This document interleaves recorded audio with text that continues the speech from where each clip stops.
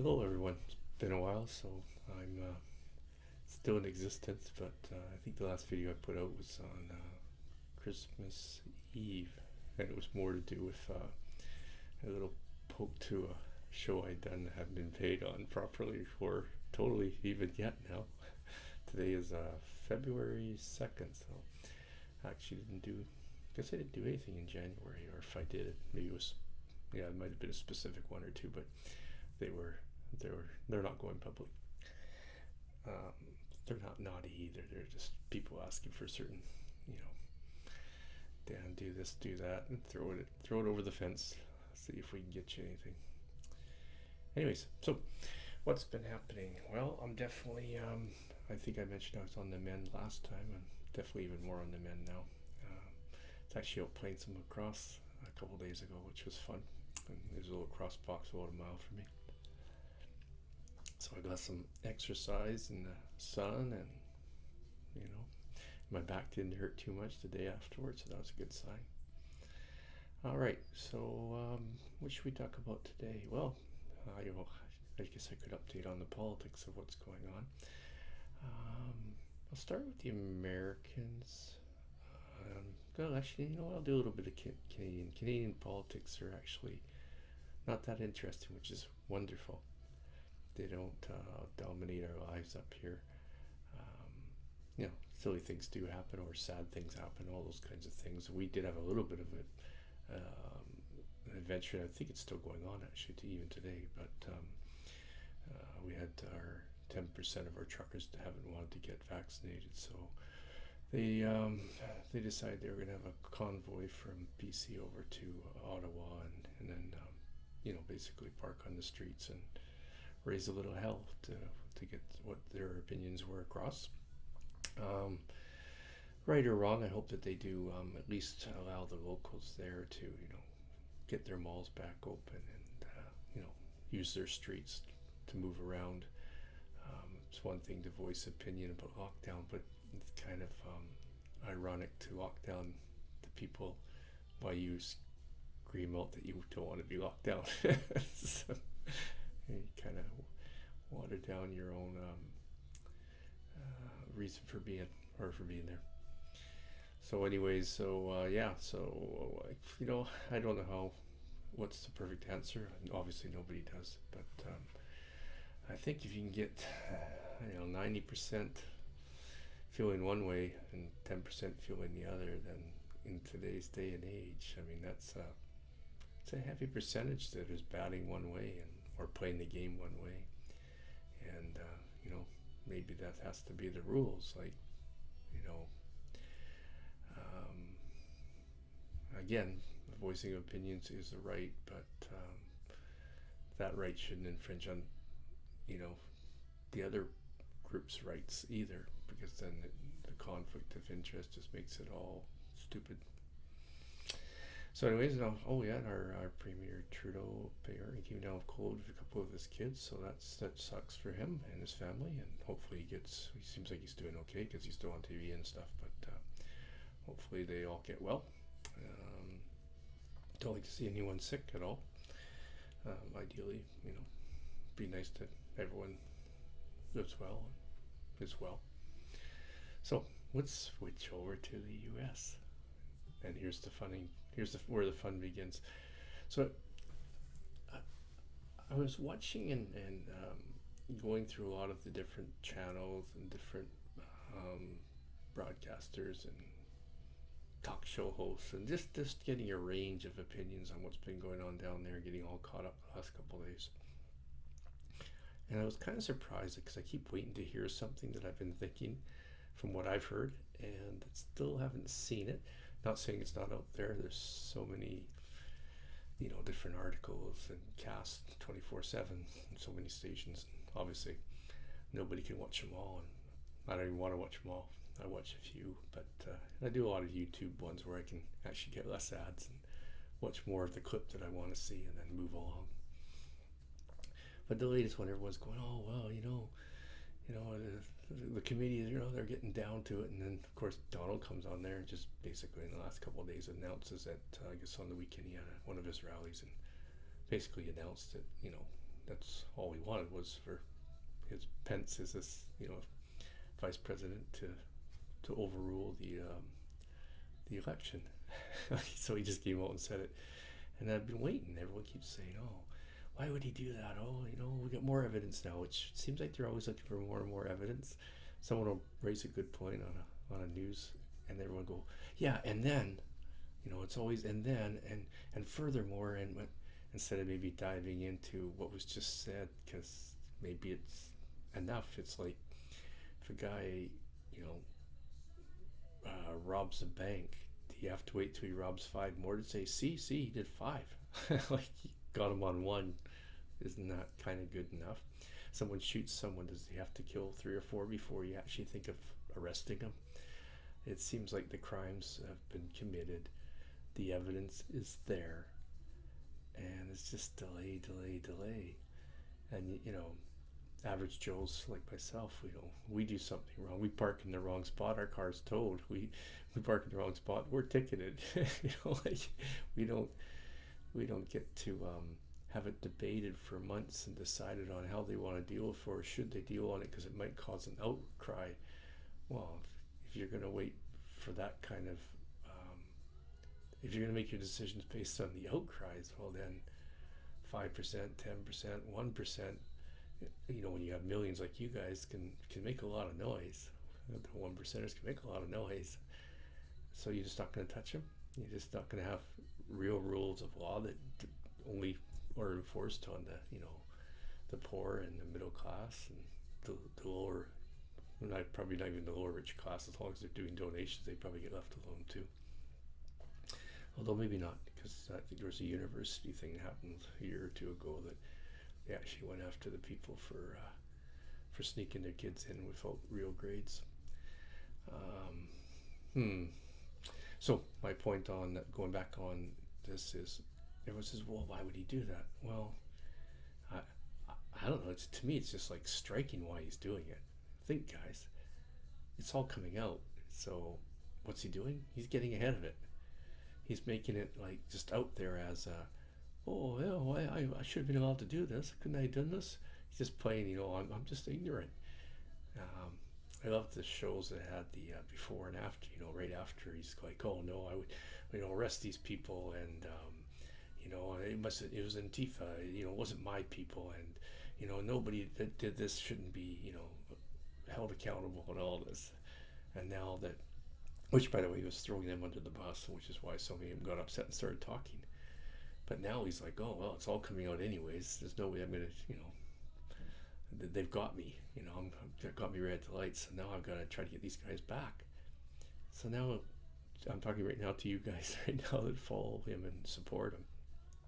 He threw you under the bus, and now he's saying, oh, well, just if they try to charge me, rise up in all these places where they're going to try to charge me and cause big riots, and basically trying to get the people that are trying to charge him being intimidated by you personally. You guys will be intimidating him, but also the whole system. Like, oh, can we afford this? Should we have this? Maybe we should just let him go. It's not worth the ramifications.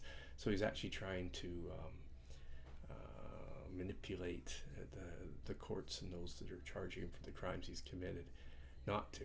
And then on top of that, it's the obvious carrot is, oh, and then don't worry, you get me back in power, and I'll pardon you all, right? So now they're all saying, oh, you can't do that, you can't pardon. But the fact is, he's saying it so that these people now may not, when they get called in, say too many negative things on him. He may still hold them as a base, because now he's doing what he said he would have done from day one when he asked him to do it. From day one when he asked him to do it, let's march down there together, and then he didn't march with them. If you don't fight, you're going to lose your country, kind of thing. And then, oh, I didn't know they were going to fight. I mean, arrest them. And now it's like, oh, don't worry, guys, I got your back. I mean, fool me once, shame on you. So fool me once for you guys, shame on Trump. But fool you twice or 10 million times, like he's doing with all his BS that he's saying to you guys with one cheek, and then turning around and saying, what's in it for them? For the army and that. What's it in for them? I don't get it. Because he doesn't get it. It's if there's no payback for him, he wouldn't do it. And that's why he doesn't. Oh well, if the tide's going this way, bye bye guys. I'm going with the tide. I'm going with the boats. I'm leaving you on the rafts. I don't care. You're stupid to follow me. I wasn't. I didn't really mean what I said. You know. Um, and the Democrats are obviously disappointed in how slow you guys are doing this. It looks like I got a feeling there might be something going on behind the scenes with the top people. I mean, I guess you're finally being pushed over the ledge to say stuff, but who's the guy today? The guy who spoke up once said a mile, this is too far for me, count me out. And then, of course, he became the same guy that said months later, oh, no, if you don't back Trump, you can't really lead our party. I think he was talking to the head of the Senate guy for the GOP. He was basically saying, well, if he won't follow Trump, basically step in line, then, how can he lead us? And now he's back to, well, I don't think he should have said this, and now Trump has just come out and nailed him back again, so he'll probably go back in line. I mean, it's just a bunch of it's a shell game, guys. They're just moving the shells on you, letting you guys chase around the shells and watch the shells instead of watching the person that's controlling the shells and controlling you. So yeah, I see why he's trying to get out ahead of it. He's trying to make it farcical and that and also get you guys riled up so you'll still vote for him, and maybe picket for him and storm some other building for him and threaten people for him, so that hopefully at the end of the day, Democrats, which seem like they're quite willing to fold in quite often, will go, oh well, this is just better for, we need to let this go, it's better, like the Nixon pardon, right? No sense really arresting a corrupt president, because after all, one day they might arrest us. So the boys club is terrible. So my theory, I think I put on a previous, not too long ago, maybe the last tape, no, maybe the one before that, was that I think you guys need a third party. I think people like AOC, I think all those people that are saying that, hey, Biden, they're going to say that they need to separate these, but they'll vote on both, and then they won't. Big packages you guys were putting together, and they were right, and you were wrong again. And GOP's got no respect for their own people in their own states. Like, they don't care. It's just who paid them off, and they're all standing in line with each other, hold on to their jobs and their power.